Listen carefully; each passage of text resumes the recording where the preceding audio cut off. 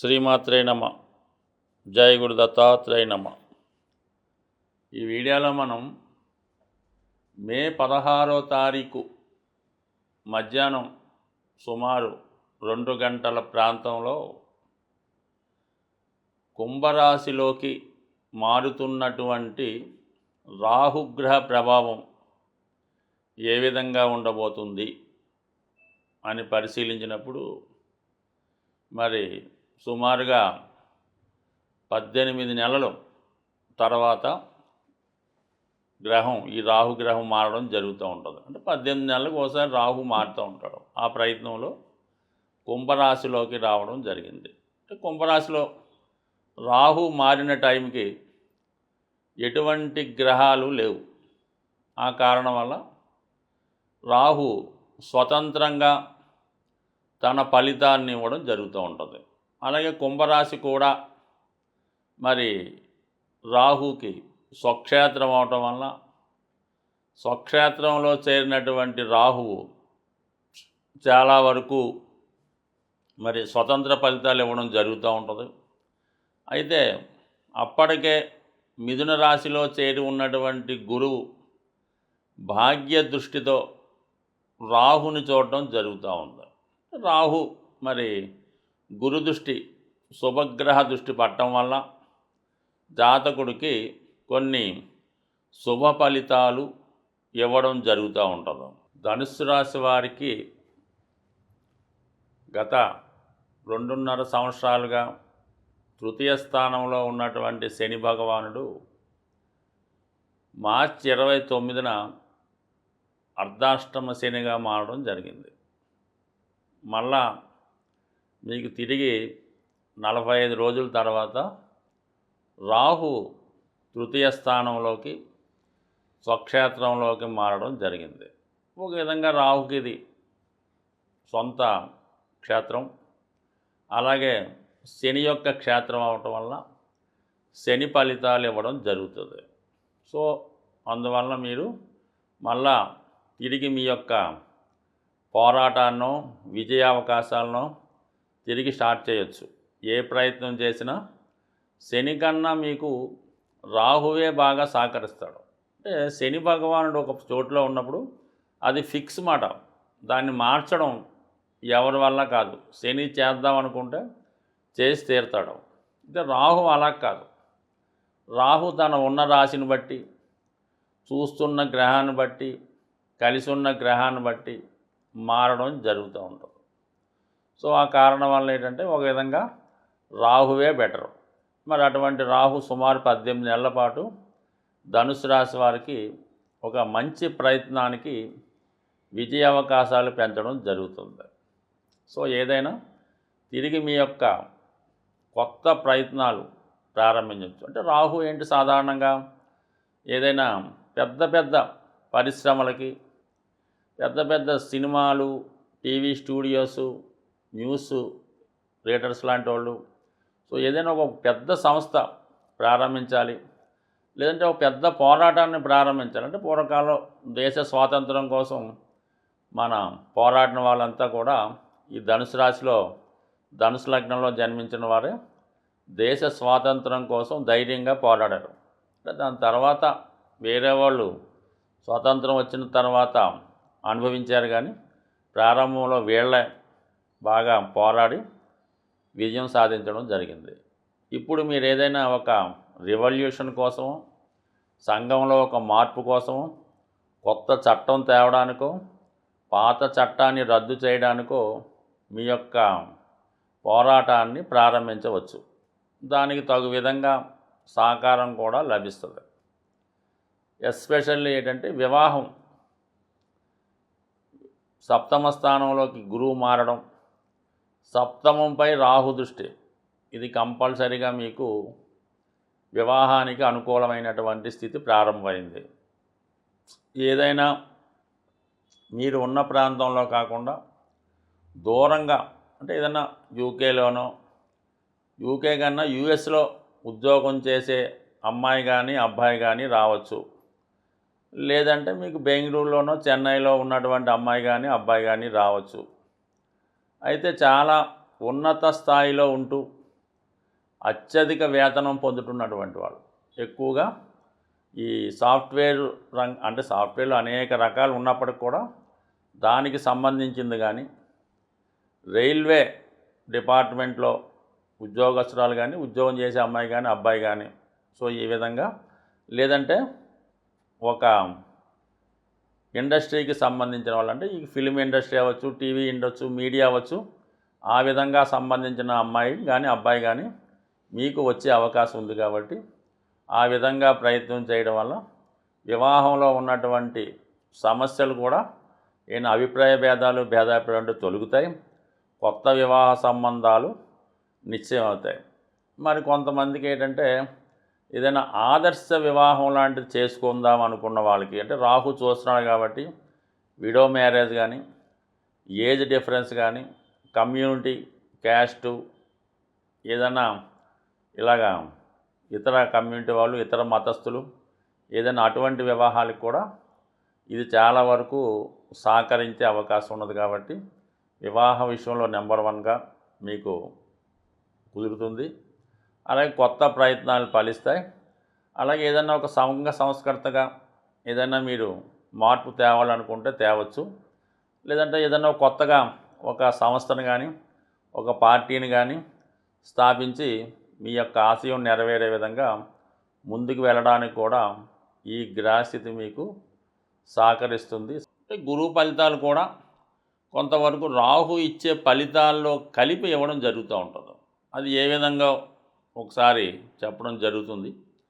మరి ప్రస్తుతం రాహు యొక్క కారకత్వాలు, రాహు ఏంటంటే మరి తల యొక్క భాగం, సరే కేతువు మొండం కాబట్టి రాహు ఆకాశం నుంచి అంటే పైనుంచి కింద ఉన్నటువంటి ప్రపంచాన్ని చూడడం జరుగుతూ ఉంటుంది. అంటే మానవాళ్ళని, ఇక్కడ ఉన్నటువంటి పరిస్థితులు, ఇక్కడ ఉన్నటువంటి లగ్జరీసు, భోగాలు, వైభోగాలు అన్నీ చూస్తూ ఉంటాడు.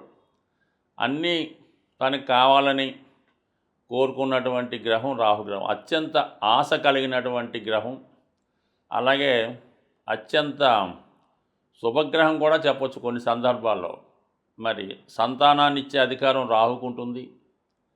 అలాగే వివాహం చేసే అధికారం ఉంటుంది, సంపదనిచ్చే అధికారం ఉంటుంది.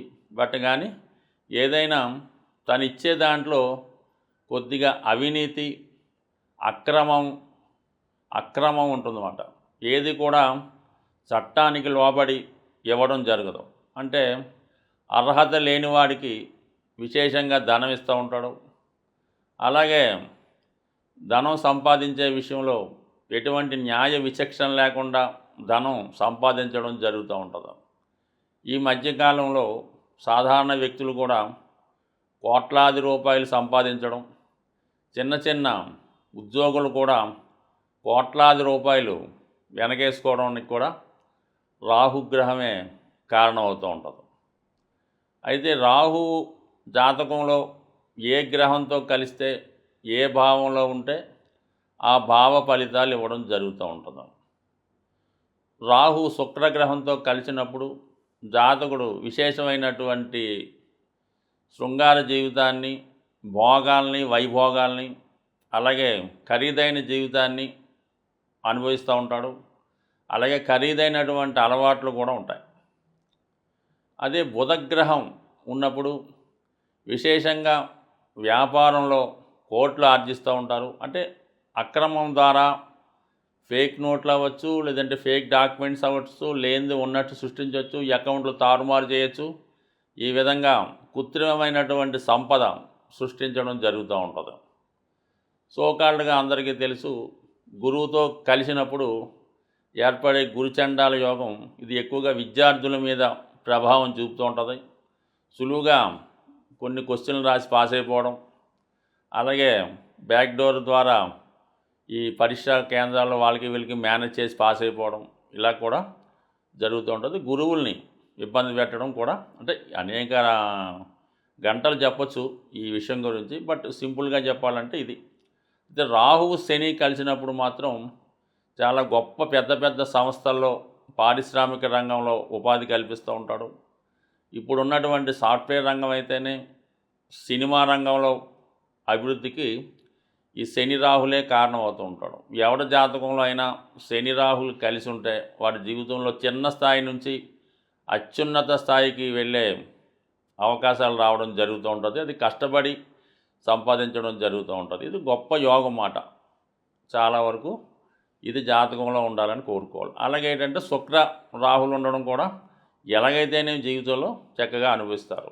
ఇంకా అందరికీ తెలుసు, రవి చంద్రులతో రాహు ఉన్నప్పుడు అది ఒక గ్రహణ యోగంగా ఏర్పడి జాతకుడి యొక్క మంచితనాన్ని మరుగున పెడుతుంది. పిల్లల వాళ్ళని ఇబ్బంది పడుతుంటారు. బట్ ఏదైనప్పుడు కూడా ఏ గ్రహం ఫలితం ఇచ్చినా ఇవ్వకపోయినా రాహు మాత్రం కంపల్సరీగా ఫలితం ఇవ్వడం జరుగుతుంది. ఇప్పుడు వచ్చినటువంటి ఈ గ్రహస్థితి ఇంచుమించుగా గ్రహాలన్నీ కూడా రాహు కేతువుల మధ్య ఏర్పడి ఒక విధమైనటువంటి కాలసర్పదోషం లాంటి దోషం ఏర్పడింది. అయితే చంద్రగ్రహం బయట ఉండడం జరిగింది. మళ్ళా కొన్ని రోజుల్లో చంద్రుడు కూడా ఈ గ్రూపులో చేరడం జరుగుతుంటుంది. కాబట్టి మరి ఈ సమయంలో జన్మించిన వారి మీద కూడా ఈ గ్రహ ప్రభావం, ఈ రాహుకేతు ప్రభావం ఎక్కువగా ఉంటుంది. కాబట్టి సో ఏదైనా ఈ రాహుకేతువులు ఎంత శుభాన్ని ఇస్తాయో అంత ఇబ్బందిని కూడా పెడుతుంటాయి. అది జాతకుడు తనను తాను ఉపయోగించుకొని గ్రహాల్ని ఏ విధంగా సంతృప్తిపరచాలో, ఏ విధంగా నడిస్తే శుభ ఫలితాలు ఇస్తే తెలుసుకొని గ్రహాలకు అనుగుణంగా జాతకుడు నడిచినప్పుడు మరి గొప్ప ఉన్నత స్థాయికి జాతకులు వెళ్ళడం జరుగుతూ ఉంటుంది. గ్రహాల యొక్క స్థితి మనకి అనుకూలంగా లేనప్పుడు ఆ గ్రహాలకి పరిహారం చేసుకోవడం వల్ల ఆ గ్రహాల మంచి ఫలితాలు మాత్రం మనం పొంది చెడు ఫలితాలని దూరం చేసే విధంగా జరుగుతూ ఉంటాయి. ఏదైనా ఒక గ్రహానికి మనం పరిహారం చేసుకోవాలంటే ఆ గ్రహం మీద శుభగ్రహ దృష్టి ఉంటే ఆ గ్రహం మనకి ప్రసన్నం అవడం జరుగుతూ ఉంటుంది.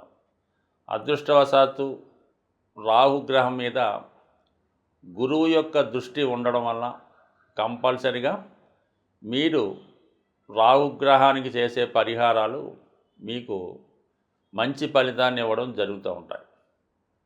ది బెస్ట్ రెమెడీ రాహుకి ఏంటంటే ముందు మీకుగా మీరు మీ యొక్క ఖర్చులు, మీరు వాడే వస్తు వాహనాలు ఒక్కసారి పరిశీలించండి.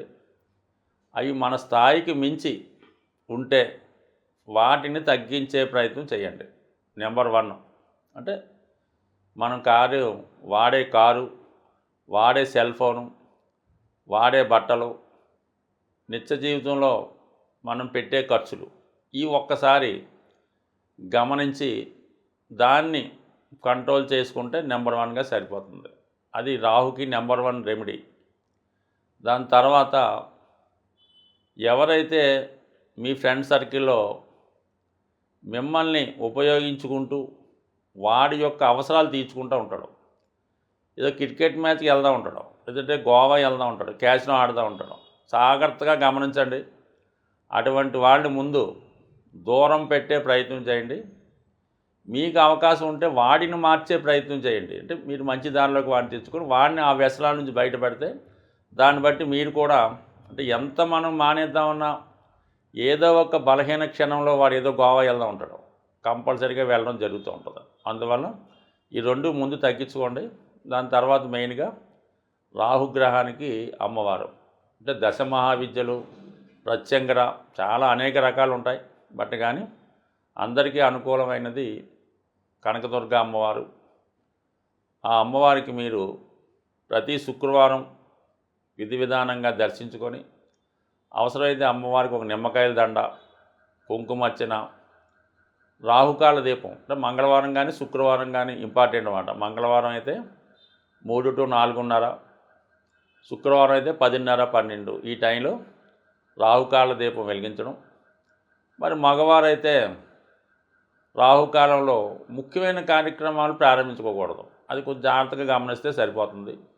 అలాగే ఎక్కువగా ఏదైనా మరి ఈ వాయుతత్వ రాశిలో రాహు ప్రవేశించాడు కాబట్టి విధి విధానంగా మీరు అమ్మవారికి హోమం చేయడం ద్వారా కానీ హోమంలో పాల్గొనడం వల్ల కానీ కంపల్సరీగా రాహు ప్రసన్నం అవడం జరుగుతుంది. అంటే గురు దృష్టి కూడా ఉంది కాబట్టి గురువు యొక్క స్ట్రెంత్ను కూడా పెంచుకోవచ్చు.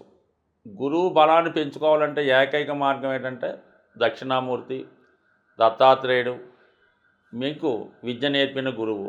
ఇవన్నీ మన వల్ల కాదంటే చక్కగా గోశాలకు వెళ్ళడం, మీ యొక్క బరువు ఎంత ఉందో అక్కడ చూపించుకోవడం, ఆ బరువు తగ్గట్టుగా ఆవులు తినే ఏదైనా బెల్లం కానీ, శనగలు కానీ, నవధాన్యాలు కానీ, గడ్డి కానీ ఆ గోశాలలో డొనేషన్ చేయడం వల్ల మళ్ళీ మీరు కొత్తగా జన్మ ఎత్తితే ఏ విధంగా ఉంటుందో అంత బలమైనటువంటి ఫలితాన్ని మీరు తులాభారం ద్వారా గోశాలలో డొనేట్ చేయడం వల్ల కంప్లీట్గా మీ జీవితం మారుతుంది. అది రాహుకే కాదు, మీరు ఎటువంటి దీర్ఘకాలిక అనారోగ్య సమస్యలతో బాధపడుతున్నా, లేదా ప్రాబ్లమ్స్ ఉన్నా, విభేదాలు ఉన్నా, వివాహం జరగకపోయినా మరి ఆ గ్రహం ఏదో చూసి ఆ గ్రహానికి సంబంధించిన వస్తువు తులాభారంగా గోశాలలో ఇవ్వడం వల్ల అతి శీఘ్రంగా మీకు ఫలితం వచ్చే అవకాశం ఉంది. స్వస్తి.